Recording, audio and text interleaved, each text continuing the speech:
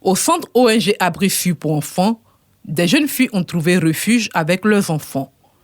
Elles exercent le plus vieux métier du monde, la prostitution. Mais malgré elles, ces jeunes filles ignorent tout de l'identité du père de leurs enfants. L'ONG Abri Fille pour enfants reste un océan d'espoir pour ces mères. L'une d'entre elles, génitrice de jumelles, témoigne sa reconnaissance et relate les circonstances de sa présence dans ce centre. Moi, j'étais enceinte. Le père n'a pas reconnu la grossesse. On était chez ma tante. C'est pas attendu. Il était enceinte, donc il dormait dans les rues. Donc, quand elle fait mes consultations à l'hôpital, c'est eux qui m'ont demandé. La sage m'a demandé, elle me suivait là. Elle fait examen de sang, 20 000 francs. Il dit, il n'a pas 20 000 francs. Toujours quand il veut là, elle passe sur moi. Une fois que je suis partie, elle me dit, si tu ne fais pas, il n'a pas te regarder, il n'a pas examiné ça, il n'a pas te réveiller, je ne te prends pas. Il y avait une dame, une inspectrice, qui lui a expliqué mon histoire. Elle n'a pas eu de souci. C'est elle qui m'a recommandé le centre social d'Adjamé. Elle dit qu'eux n'ont pas un dortoir. Mais ils vont essayer de voir. Ils vont m'appeler ici. Alors aussi, on m'a appelé, maman, mais il ne veut pas venir. Quand on donne mon numéro à la dame là, toujours m'appelle. Il faut venir, ma fille, il faut venir. Avec ton état là, ce n'est pas prudent, tu dors dehors, ce n'est pas bon. Et ça, je suis venue ici. En tout cas, je suis venue, je n'ai pas regretté. Parce qu'elle fait pour moi, moi-même, ce n'est pas ce que je vais lui dire. La vie ici baigne dans une ambiance conviviale, familiale. Les enfants ont droit à l'éducation. C'est une priorité pour ces mères déterminées à donner une chance de réussite à leurs enfants. Papa, le bébé là, il est là, mais il ne veut plus un enfant. Là. Donc, c'est ça, il a expliqué tout à maman. Ça passe bien, mais il dort en l'aise, il mange tout ce qu'il veut. Donc, là, ici, là même, là, c'est très intéressant, même, c'est bon. À l'école, dans ces classes de la petite section, les enseignantes dévouées à la tâche communiquent des sentiments de bien-être aux tout-petits. La base d'abord, on leur apprend à reconnaître que Dieu les aime. C'est parce que Dieu les aime qu'ils sont venus au monde.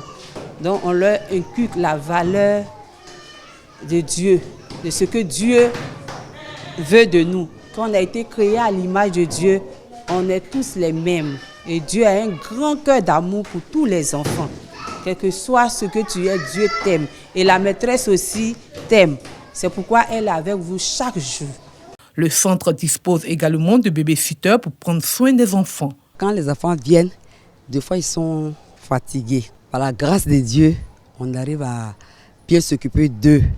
Vraiment, ils ont besoin d'amour en quelque sorte. Donc on les couvre de cet amour. On joue avec eux, je les masse, donc ça les donne de la force, ça donne de l'assurance et puis ils sont en joie. J'aime ça vraiment, ça me plaît bien. Et quand je fais aussi, les enfants retrouvent leur joie de vivre. Donc moi aussi, ça m'encourage vraiment.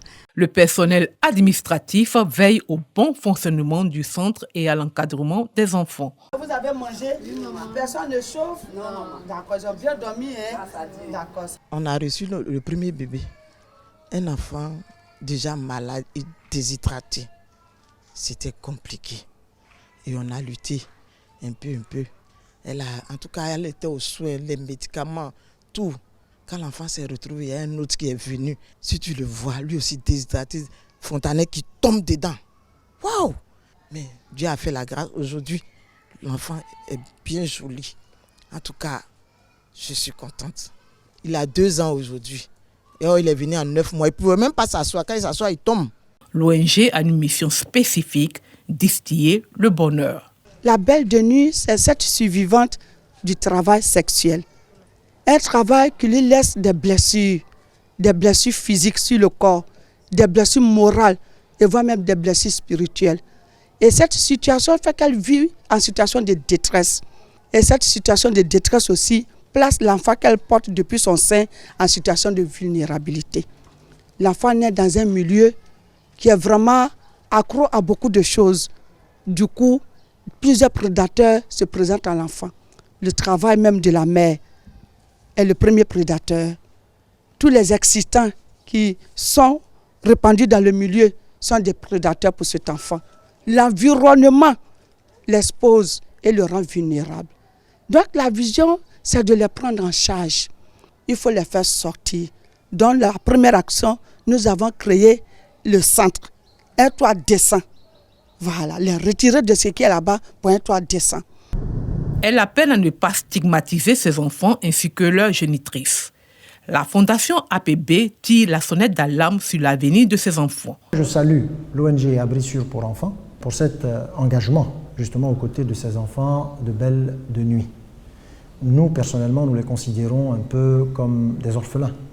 Ce sont des enfants qui sont abandonnés, certes, mais qui, au-delà de l'abandon, vivent une situation particulière parce qu'ils sont victimes de clichés. Vous savez, ces enfants n'ont pas demandé à venir au monde. Et aujourd'hui, le simple fait de savoir qui sont leurs parents leur donne une étiquette. Et c'est ce qui rend double la tâche justement d'Abri Sûr pour enfants.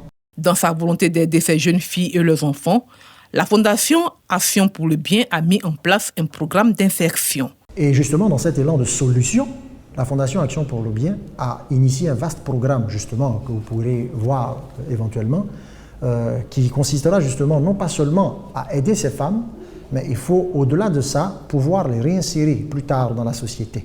Et cela va nécessiter des infrastructures, cela va nécessiter un vaste projet, un vaste programme qui pourra justement prendre en compte toutes ces femmes, leurs enfants, et veiller à ce que demain, ça ne soit plus la même situation. L'État de Côte d'Ivoire, à travers le Conseil national des droits de l'homme, CNDH, créé sous l'impulsion des Nations Unies, collabore avec tous ces acteurs au service des personnes vulnérables, à l'instar de l'ONG Abri Sûr pour enfants. Il faut dire que l'ONG Abri Sûr pour enfants a en vue d'aider à rétablir l'identité des personnes qui se trouvent dans ces conditions. C'est-à-dire que dans ce milieu, vous verrez des populations à risque d'apatridie. Elles sont victimes d'exploitation à des fins économiques ou à des fins sexuelles. Mais quand ces personnes ont l'occasion de s'enfuir pour échapper aux vices pratiqués dans ce milieu, mais elles se retrouvent à la rue sans aucun document administratif. Le Conseil national des droits de l'homme fait appel au service de l'État de Côte d'Ivoire à travers le ministère des Affaires étrangères qui a en son sein une direction d'aide et d'assistance aux réfugiés et apatrides qui reçoit ces cas et les traite. Donc une entité privée qui vient intervenir dans le champ de la promotion et de la protection des droits de l'homme. Et donc, c'est une organisation non gouvernementale à accompagner. Qualifiés d'enfants de l'ombre, les enfants des professionnels du sexe sont parfois marqués par des souffrances indélébiles causées par une absence paternelle ou des deux parents, ce qui peut perturber, selon les experts, leur évolution dans la société. Faute de documents administratifs, ils peuvent être apatrides ou aller grossir les rangs des enfants de la rue. Les initiatives de l'ONG Abri Sûr pour enfants, qui compte en son sein 22 enfants, et de la Fondation APB demeurent des phares d'espoir. Reste à accompagner davantage ces actions humanitaires qui visent à donner aux enfants un avenir certain et radieux.